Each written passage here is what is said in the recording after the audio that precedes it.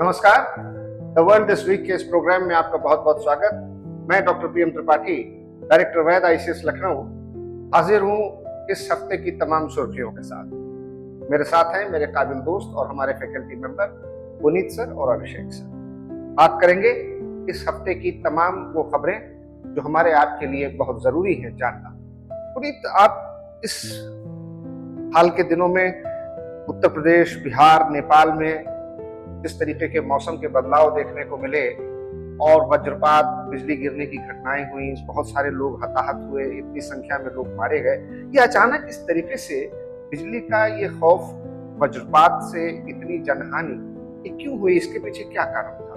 Sir, last week जो उत्तर प्रदेश, बिहार, उत्तराखंड और नेपाल, ये 4 स्टेट्स में अचानक से जो मौसम का परिवर्तन हुआ है, बारिश जैसी स्थितियां आई, हवा तेज चलने लगी और थंडर स्टॉर्म जिसे हम कहते हैं वो कंडीशन डेवलप हुई है और उसकी वजह से 150 से ज्यादा लोगों की मौत अब तक हो चुकी है। 150 से ज्यादा लोगों, इन तीनों कलेक्टिव अगर जगहों को मिला ले तो 150 से ज्यादा लोगों की मृत्यु हुई। इसमें से 80-82 लोग तो बिहार में ही मारे गए। तो इसमें से बहुत बड़ी तादाद जो है वो जो थंडर स्ट्राइक है, जो हमारी बिजली गिरने की वजह से बहुत सारे किसानों की मौत हुई। और ये जो ये पैटर्न दिखाई पड़ रहा है कि पहले इतनी कम समय में इतने ज्यादा लोगों के ऊपर बिजली वज्रपात पुराने जमाने में होता था, लेकिन कभी इस बीच में अगर हम देखें कि आधुनिक युग में इतनी सुविधाओं के बाद, ऐसे घरों के बाद लोगों की बड़ी संख्या में मृत्यु हुई है, उसका कारण दिखाई पड़ता है कि पिछले अगर हम 3 सालों में देखें तो भारत में बिजली गिरने की घटनाओं में 101% की मृत्यु हुई। अच्छा, ऐसा क्यों? जो बिजली गिरती बनती कहाँ पर है? बिजली बनती है बादलों में, और बादलों में अधिक मात्रा में नमी है, इसका मतलब बड़े बादल बनेंगे।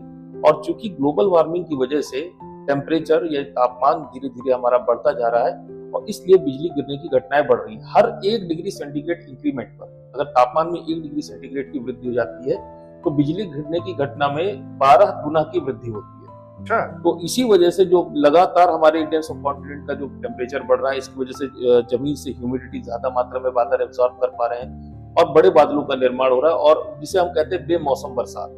ये बेमौसम बरसात वाला फिनोमेना जो है यहाँ पर अब दिखाई देने लगा है। और इसलिए लोगों को अब जैसे 10 साल 15 साल पहले का जो मौसम हुआ करता था कि इस सीजन को हम मार्च के बाद अप टू द जून जो मौसम होता था, इसको हम ड्राई सीजन कंसीडर करते थे।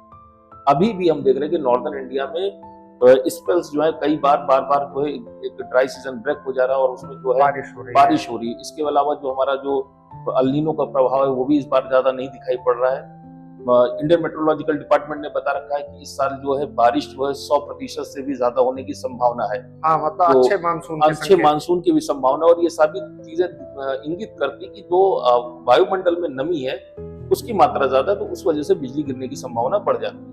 अब जो बिजली गिरने को हम लोग कभी बहुत ज्यादा कंसीडर नहीं करते कि कोई बड़ी आपदा है, लेकिन अगर 1970 से 1970 से अभी तक का हम आंकड़ों को देखें तो भारत में सबसे बड़ी आपदा को फ्लड माना जाता है। बाढ़ को सर्वाधिक मात्रा में जनधन की हानि होती है। बाढ़ से मरने वालों की संख्या अभी तक जो है 1970 से अब तक लगभग 65,000 लोगों की मृत्यु बाढ़ की वजह से हुई है। लेकिन बिजली गिरने की घटना की वजह से जो लोगों की मृत्यु वो 1 लाख से ऊपर है। अच्छा। तो ये जो हमारे देश की सबसे बड़ी प्राकृतिक आपदा है, जो जिसको हम फ्लड कहते हैं या बाढ़ कहते हैं, उससे भी ज्यादा लोगों की जो जन की हानि है वो इस बिजली गिरने की घटनाओं से होती है। तो क्योंकि बाढ़ में पैसा बहुत ज्यादा बर्बाद होता है, फसलें खराब हो जाती है, इसलिए उसको हम डिजास्टर मैनेजमेंट का क्षेत्रफल बहुत व्यापक होता है। ये एक तरह का इंडिविजुअल डिजास्टर होता है, किसी व्यक्ति विशेष के ऊपर या किसी समूह पर गिर गई। हाँ, या एक स्थान। हाँ, इसलिए लोगों का ध्यान इस पर नहीं जाता है। लेकिन अब जो स्थितियां बदल रही हैं, जो मौसम में परिवर्तन हो रहा है, उसके कारण लोगों को सचेत होने की आवश्यकता ज्यादा से ज्यादा है। जब भी हम देखते हैं कि बिजली गिरने की घटना होती है या कोई भी उसके चपेट में आता है, तो 99% घटनाओं में जो व्यक्ति होता है वो खुले में होता है। तो अगर कभी भी बिजली गिरने की संभावना बन रही है, ऐसा लग रहा है कि बिजली गिरने वाली बादल कड़क रहे हैं, तो अगर व्यक्ति घर के अंदर है तो वो पूरी तरह से सुरक्षित हो जाता है, क्योंकि आपके और बादलों के बीच में आपके घर की दीवारें और छत आ जाती है। तो अगर बिजली गिर भी गई तो व्यक्ति जो है काफी हद तक बच जाता है। या फिर आप खुले में है तो कार एक बड़ा अच्छा साधन है कि कार की सारी खिड़कियां बंद कर लीजिए और कार के अगर अंदर आप बैठ जाते हैं और ऐसी स्थिति में इलेक्ट्रिक स्ट्राइक अगर होती है तो वो कार के सरफेस यानी सतह से होते हुए जमीन में चली जाती है। कार के अंदर बैठे हुए लोग सुरक्षित रहते हैं। तो ये 2 तरीके हो सकते हैं। लेकिन फिर भी अगर कोई व्यक्ति फंस जाए तो उसको लाइटनिंग पोजीशन विधि होती है। लाइटनिंग पोजीशन में एड़ियों को, पैर की एड़ियों को जोड़कर जमीन पर बैठ जाया जाता है और कानों को बंद कर लिया जाता है। क्योंकि बड़ी इंटरेस्टिंग बात है, अगर बिजली आपके ऊपर एकदम बगल में गिरी तो आपको बिजली का झटका लगेगा, जिसकी वजह से आपकी मौत हो जाती है। लेकिन अगर बिजली बहुत पास गिर रही है और आपके कान खुले हैं तो आपके कानों के पर्दों पे गंभीर क्षति पहुंचेगी और आप परमानेंटली बहरेपन का शिकार हो जाते हैं। इतनी तेज चमक होती है इसमें कि लोगों की आंखें हमेशा के लिए खराब हो जाती है। तो ये सारी चीजें, इनसे बचने के लिए हमें लाइटिंग पोजीशन में बैठना चाहिए। साथ ही साथ अगर हम कहें कि अगर बिजली किसी पे गिर जाती है तो हमारा एक मानना है कि बिजली में बहुत ज्यादा गर्मी होती है और शरीर को ये जला देती है। ऐसा बिल्कुल नहीं, बिजली चूंकि बहुत ही कम समय के लिए शरीर पर अपना असर डालती है, तो ये जलाने भर का जो समय होता है उतना समय इसके पास नहीं होता है। बस इसमें एक एंट्री पॉइंट होता है और एक एग्जिट पॉइंट होता है जहां से बिजली अपने शरीर को छोड़कर लाइटनिंग स्पीड से लाइटनिंग स्पीड से निकलती है। लेकिन इस लाइटनिंग स्पीड के दौरान चूंकि इलेक्ट्रिकल चार्ज इतना ज्यादा होता है कि आपकी जो सेल मेम्ब्रेन है उनको ये पंचर कर देती है, फाड़ के रख देती है, और जो हार्ट वगैरह है, नर्वस सिस्टम, उसको हम परमानेंटली डैमेज कर देते हैं। अभी हम लोगों ने वीडियो देखा 2 दिन पहले ही आई कि कुछ बच्चे स्कूली छात्र हैं, उनके ऊपर बिजली गिरी और वो बिजली गिरते ही वो गिर के बेहोश हो गए। तो बिजली का यही है कि वो नर्वस सिस्टम पे बहुत बुरा असर डालती है। अब सवाल आता है कि बचा कैसे जाए, तो मैंने बताया कि किसी ऊंची जगह पे ना जाए, किसी पेड़ के नीचे ना खड़े हो, जहां तक हो सके घर के अंदर जाए, वो सबसे ज्यादा सेफेस्ट जगह है। अगर ओपन में आप फंस जाते हैं तो आप लाइटिंग पोजीशन में बैठ जाएं, तो ऐसी स्थिति में या तो आप बिजली के गिरने से बच जाएंगे या फिर अगर गिर भी गई तो आपकी बॉडी को डैमेज कम से कम आएगा। और अगर कोई व्यक्ति इसके साथ हताहत हो जाता है इसकी वजह से, उसकी ब्रेथिंग को नॉर्मल करने के लिए माउथ टू माउथ जो ब्रेथिंग होती है और सीपीआर, कार्डियोपल्मोनरी रिससिटेशन के द्वारा उसके हार्ट बीट को रिस्टोर करने की कोशिश की जाए।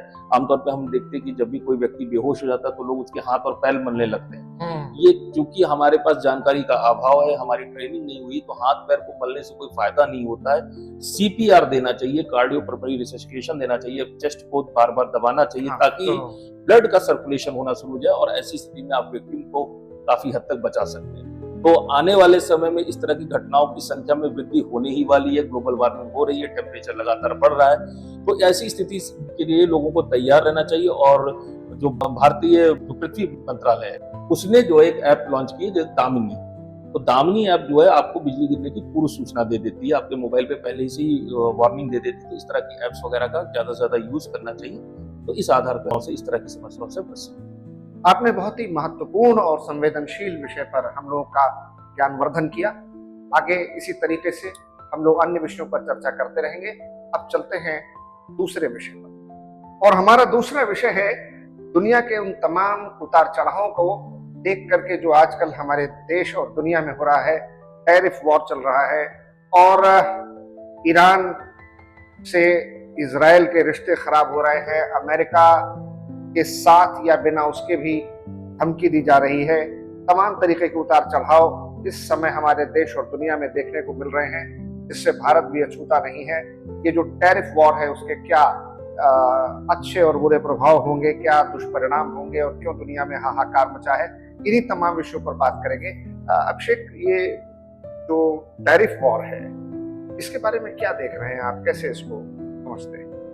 सर, टैरिफ वॉर जिसको हम लोग ट्रेड वॉर भी कहते हैं, ये 2018 में इसका फर्स्ट पार्ट मान लीजिए, ये सीक्वल है। जब पहले भी ट्रम्प की गवर्नमेंट थी तो इस तरीके का टैरिफ वॉर या ट्रेड वॉर देखने को मिला था। तब ये है, तब उस समय ओपनली चाइना के ही साथ था। अभी तो ये है कि रेसिप्रोकल टैक्स वो नंबर ऑफ कंट्रीज के ऊपर लगा रहे हैं। आप समभाव से कोई भी देश हो सबको, भारत भी है उसमें। अब ये अलग बात है कि हमको 90 डेज का ग्रेस पीरियड मिला हुआ कि आप 90 दिन के तक आप देखिए, उसके बाद हम डिसाइड करेंगे। बट जो ये चाइना के साथ है 100 से ज्यादा % के हिसाब से उनके ऊपर जो है टैरिफ अमेरिका लगाएगा। अब इससे इंडिया को क्या फायदा है या हम इससे कैसे गेन हो सकते हैं? तो सिंपल सा है कि अभी इसी ट्रेड वॉर की वजह से आप देखिए चाइना ने अमेरिका से बोइंग जो प्लेन्स खरीदता था वो उसने रोक दिया कि हम नहीं लेंगे आपसे। दूसरा ये कि जो चाइना क्रिटिकल मिनरल्स का एक्सपोर्ट करता था टू अमेरिका वो रोक दिया उसने, क्योंकि विश्व में सबसे ज्यादा क्रिटिकल मिनरल्स जो है वो चाइना में ही पाए जाते हैं। हमारे यहाँ भी पाए जाते हैं बट हम 5th नंबर पे आए। अब रही बात भारत इससे किस तरीके से इफेक्ट होगा, ये हमारे लिए गोल्डन अपॉर्चुनिटी है। जब फर्स्ट ट्रेड वॉर चल रहा था तो भी, अब भी है। अब ये अलग बात है फर्स्ट ट्रेड वॉर में हम उतना फायदा उठा नहीं पाए सर, क्योंकि उसके ठीक बाद ही जो है कोविड आ गया। अभी हमारे लिए अपॉर्चुनिटी है कि 90 डेज का टाइम जो हमारे पास है हम इसको कैश कर सकते हैं। जैसे फॉर एग्जांपल जैसे एप्पल मोबाइल जो कंपनी है फोन की, वो चाइना में असेंबलिंग करती है। अब आप ये देखिए, अगर चाइना से वो अपना फोन जो है वो एक्सपोर्ट करेगी टू अमेरिका तो उसके ऊपर टैरिफ लग जाएगा, और वही एप्पल का फोन अमेरिका में महंगा हो जाएगा। तो अब एप्पल क्यों चाइना में रहना पसंद करेगा? वो चाइना से निकलेगा। अब वो चाइना से निकलेगा तो कहीं और जाना पसंद करेगा। ऐसे तमाम अमेरिकन कंपनीज हैं जो चाइना में अपने आप को प्लेस रखे हैं। तो हम अगर उनको अपनी तरफ अट्रैक्ट कर लें, अगर मूल्ड कर पाए टू इन्वेस्ट, तो ये हमारे लिए बहुत एक गोल्डन अपॉर्चुनिटी है, क्योंकि हम चाइना से कहीं पर भी कम नहीं है। अगर हम इकोनॉमी को थोड़ा सा एक बार के लिए नजरअंदाज कर दें, क्योंकि हमारे पास रिसोर्स भी है, लेबर भी है, हमारे पास लैंड भी है, टेक्नोलॉजी भी है, कहीं से कम नहीं है, मार्केट भी है, डिमांड भी है, तो हम उसको यहाँ पे मैन्युफैक्चर कर सकते हैं। उससे हमें फायदा ये होगा कि हमारी इकोनॉमी को बूस्ट अप मिलेगा, हमारी जीडीपी बढ़ेगी, प्लस हमारे लोगों को एम्प्लॉयमेंट मिलेगा। तो ये ट्रेड वॉर का भारत के लिए एक अपॉर्चुनिटी है। 90 दिन में गवर्नमेंट को जो करना है वो करना है, पूरी जिसे कहते हैं ना एक बिसाख बिछानी, वो ये 90 दिनों में ही सरकार को बिसाख बिछानी। और जो दूसरा क्वेश्चन आपने पूछा, ये ईरान वाला, इजराइल और ईरान और अमेरिका, ये भी सर बहुत पुराना है। अमेरिका के लिए ईरान हमेशा से एक इविल कंट्री रहा है।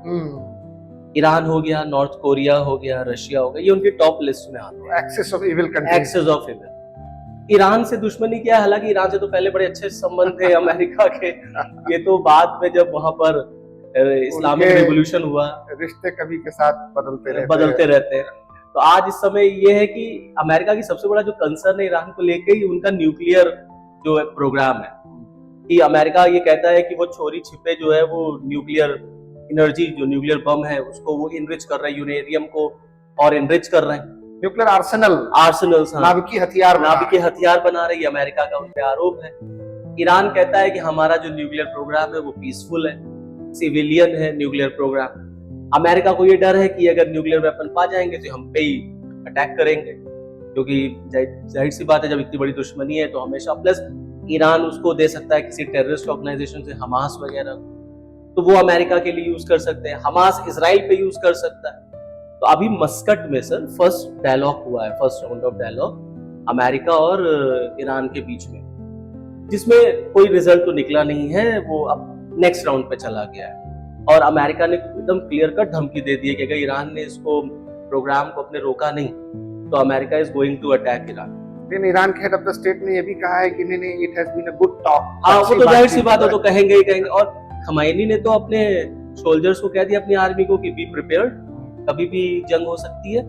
इजराइल ने इधर ईरान पर हमला बोलने की क्लियर कट धमकी दी है कि अगर अमेरिका हमारा साथ नहीं भी देगा तो भी हम ईरान पर हमला करेंगे, क्योंकि जिस तरीके से इजराइल और पैलेस्टीन का इशू है और ईरान ने जिस तरीके से हमास को सपोर्ट किया, हिजबुल्लाह को सपोर्ट किया, उससे इजराइल के लिए इस समय सबसे बड़ा जो दुश्मन है वो ईरानी है।